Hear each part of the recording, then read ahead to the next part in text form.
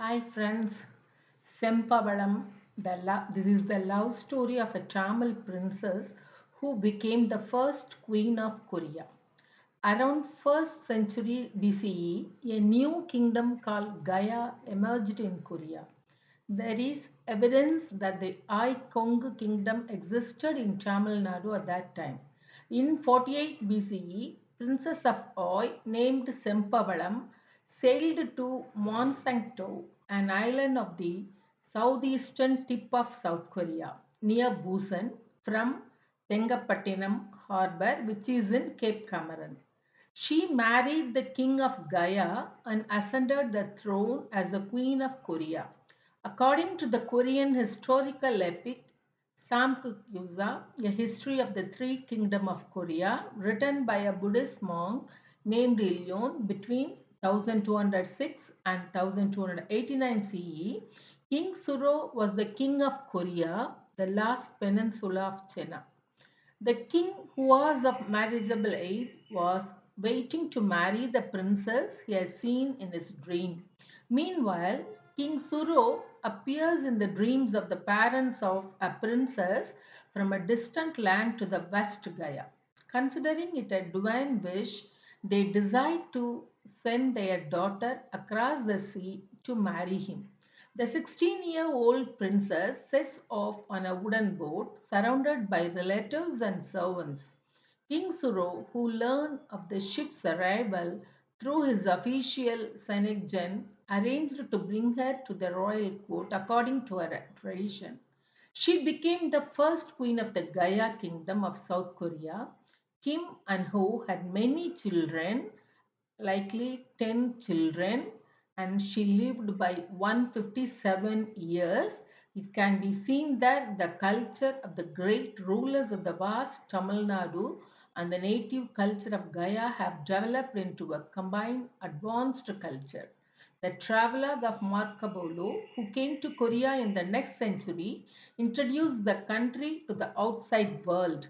The book History of Korea, published in two volumes in 1908 CE, provides some important information about the Gaya Kingdom of South Korea. Hulbert notes in this book that the Gaya Kingdom was completely different from the kingdoms that existed in other parts of Korea, and that the Gaya Kingdom excelled in trade by taking up the management of the iron industry. It is noteworthy that in later times Gaya was referred to as the Iron Country, and that its first king Suro was called the Iron King. The merchants from Oi Kingdom created the necessary skills and power in Gaya for the Koreans to use the iron ore of Korea to make iron and iron tools. They selected a prince of a small state with integrity and morality as their king and married their princess to him, helping to establish a new kingdom.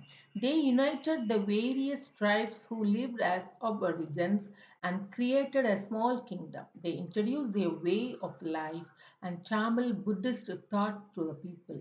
2000 years ago, Kongu merchants expanded the sea route for the pearl trade to the country of Gaya in Korea. They taught the process of smelting iron ore, found that country, and brought about an economic development. Tamil Buddhism was nurtured and developed by the first queen of Gaya, and Gaya emerged as a unique society without any religious sects, and the reign of that queen turned Korea into a country with progressive thinking. The lifestyle of Gaya, which was the golden age of the reign, spread to many petty kingdoms in Korea. They proudly celebrate and rejoice that they sowed the first seed for the progress of their race. The evidence makes it clear that the Tamils have made good use of both the common and important features of livelihood, namely waterways and highways. They have easily acquired all the natural resources and have aimed to use them to their advantage. For Tamils, as one who has learned the art of living, is simple and prosperous life is a paradise that allows them to live with great comfort at a low cost. The reason why Tamils dominate wherever wealth is concerned concentrated is because of their immense curiosity and readiness to accept any culture and tradition while at the same time being able to protect their own traditional customs without harming them.